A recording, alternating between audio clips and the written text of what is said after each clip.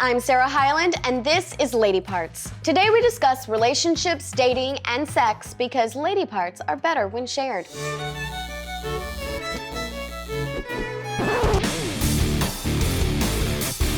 I'm joined by our Lady Parts OBGYN Dr. Sherry and today's guest, star of Love is Blind, Lauren Speed Hamilton.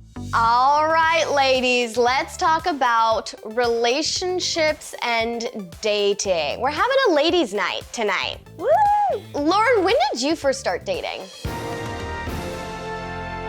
To me, it was kind of like a late bloom because I actually started dating like 11th grade in high school. So I guess that's kind of late, and I didn't have my first boyfriend until like my freshman year in college. So I was like really late with the whole dating and relationship thing. Was that your upbringing, or were there just like guys at your school? Well, I feel like it was a mixture of both. I feel like I've always been picky when it came to dating, and especially when I was younger, I just wasn't in a rush to give my cookie away. You feel what I'm saying, Sarah? So I was a choosy lover. So, I just like to take my time and get to know people. And then college, I met a guy and things changed. Things changed, and you're like, ooh, my cookie might be in someone else's jar right now. Cookie, here you go. Here's my cookie.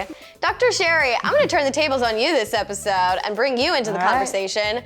When did you first start dating? I have to tell you, I was a little shy too, and I dated the boy next door because we used to play catch together, and I was shy, and I like you, I had a lot of cookies, and I wasn't sure who to give it to. I wasn't sure if I was giving it to my male neighbor or to my female neighbor at the time, so. I know that's right. You're like, who gets my cookie? Cookies for all. That's what I would have been like, because I had my first date when I was 13 years old. I was in the 8th grade though, but I went and saw Along Came Polly at the movie theaters with my first date, and my dad brought me there. He dropped me off, and I was like, I go to the movie theaters all the time in Times Square by myself. Why do you have to bring me? And I think he was like, it's a rite of passage. I have to take my daughter to her first date. My father's also an actor, so he was like, I'm gonna be very intimidating as well. And so we went and we watched Along Came Polly. I had my first makeout session. It was the driest and also wettest kiss of my entire life. It was horrible. Dry and wet? Dry and wet. It was like too much tongue, super wet, but like the most chappy lips. Oh, that does not sound pleasurable at all. What did you guys learn from exploring dating in your younger years? What was your takeaway from all of that? I had such a crappy dating life in my younger years, so I really learned what I didn't want and signs to look out for. Dudes, I don't know if we can curse on here, so I'll just say dudes that aren't Yeah, exactly. There you go. And I had to learn to really value myself and know how I should be treated. It's just so much to learn when you first start dating. It's just you really almost have to learn yourself. I have an uncomfortable question. Have you ever had sex on the first date? Since it's ladies' night, we spilling our tea. You know what? Full transparency, ladies, I have had sex on the first date, and I didn't regret it. Good. That's what matters. Yeah, I feel like usually when I do have sex, I don't do it that often, okay? I've done it maybe once or twice. But I will say, when I did do it, the relationship continued to progress. There's nothing to be ashamed of having sex on the first date or having a one-night stand. There's nothing to be ashamed of. I just ask that you protect yourself. No glove, no love, Dr. Sherry. No glove, no love. Like that. Right on, right on. What's the longest that you've gone in a relationship without having sex? I've actually gone a very long time without having sex. For the first time? Yeah, I've dated a guy for 7 months before we had sex. That's awesome. Yeah. Yeah. I think the longest for me was 3, and that was purely due to medical reasons. I was physically not allowed to have sex for 3 months. Yeah. And then as soon as I got the A-OK from the doctors, which I was asking them every single week, Like, so can I do it now? I was like, so do you think like I can do it now? They're like, no. And then finally when they said yes, I was like, right now we're doing it. Take off your clothes, I'm on my way. How did your sex life change once you're in a relationship? My sex life became more comfortable. Like, I feel like sex is so much more amazing when you are like making passionate love to someone and the love is there. I will also say though, being married and living with someone, I'm not gonna lie, it's been times when I'm tired and I'm just like, I'm not feeling it tonight, honey. We're gonna have to rain check. When previously it would be like, ooh, let's do it. And and it's just like, nah, not tonight, I'm tired. Do you make any fun rituals for sex night? Oh, we do play Sade. Once you hear her, it's going down. It's going down. Everybody's going down. Everybody's going down. Dr. Sherry, are there issues women go through that get in the way of regular sex? Period irregularities like heavy periods lasting 14 days with blood clots and cramps, they can be so disruptive in the bedroom and in life in general. The good news is there's a lot of possible female procedures that go undiscussed by doctors like NovaSure endometrial ablation, which can reduce and eliminate bleeding caused by abnormal uterine bleeding. It's a quick, one-time, 5-minute, non-hormonal procedure. What's your funniest hookup story? I have an embarrassing hookup story. That's still funny. I'm gonna share it with you guys just because it's ladies' night. It's okay? ladies' night. So it was this one guy and we were dating for a while and he took me over to his house to meet his family and, we were having dinner and stuff.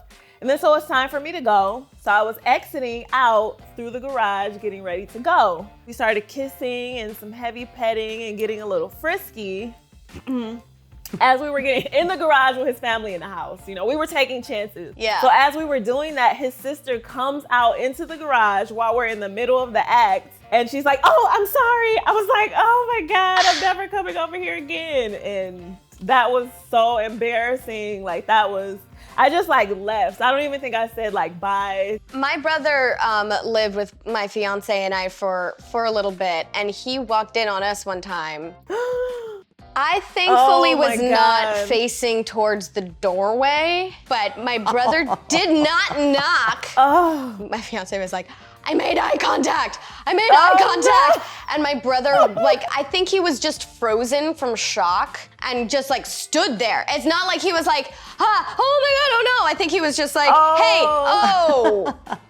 Oh, so he just stood there? Oh no. Like a deer in the headlights. Dr. Sherry, how has dating in a fluid manner helped you figure out what you need in a partner? I just feel a lot more true to myself as I've aged.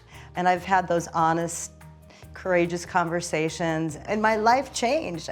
Completely changed when I met my wife. Did you find it difficult exploring dating in your life due to your sexual orientation? Did you have support? Were you discriminated against? I'll tell you, I was older, at the time, and I was in my 30s, and I didn't do a lot of dating. I had a handful of relationships, and they sort of came to me in different ways. My family had to readjust their thought process because now I wasn't Sherry, married to a man and looking perfect as my parents had maybe wanted me to look.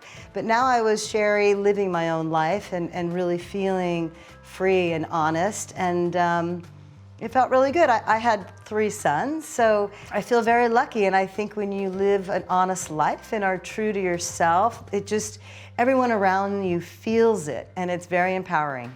It's like a magnet. It pulls in people that will love you when you really, truly love yourself. Lauren, you have a very unique love story. I do. What made you seek out a dating show? At the time, my dating life was so non-existent, and then the dating that I was doing kept ending in disappointment.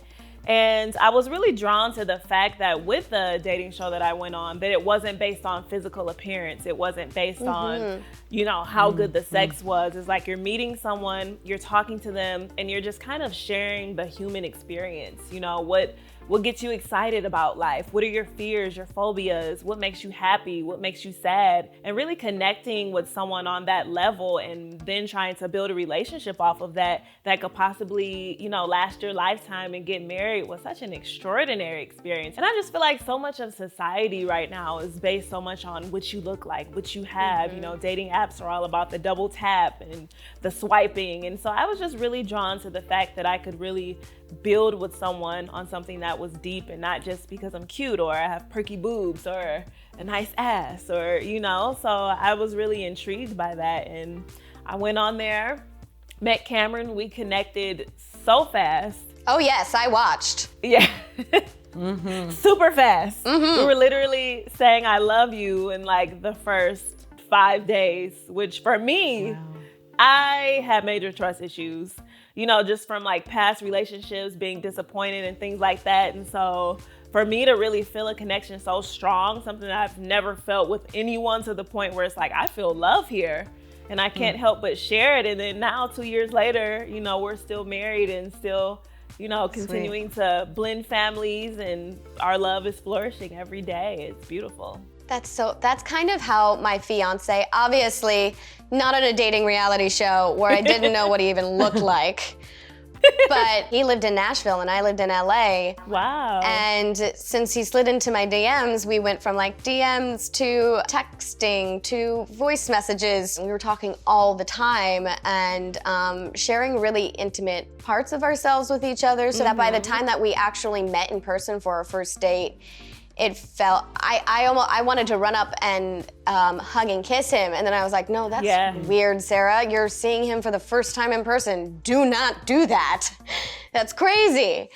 How do you know when you know? I hate the cliche of when you know, but for us, it was very much like that. What about you guys? Honestly, I just felt like I had never felt before. And in the past, when I thought that I felt love, and maybe it was a different form of love, but I had never felt it like this. Like this felt like a deep emotional connection. I actually felt like Cameron could see me, if that makes sense. Even though he couldn't see me. He could still see you. That's sweet. That's sweet. Love is blind. I know, love is blind. It has been so much fun talking to you guys. Lauren, thank you so much for being here. It was so beautiful watching you and your husband fall in love on TV. Tune in next week for more lady parts. In the meantime, be sure to enjoy yours.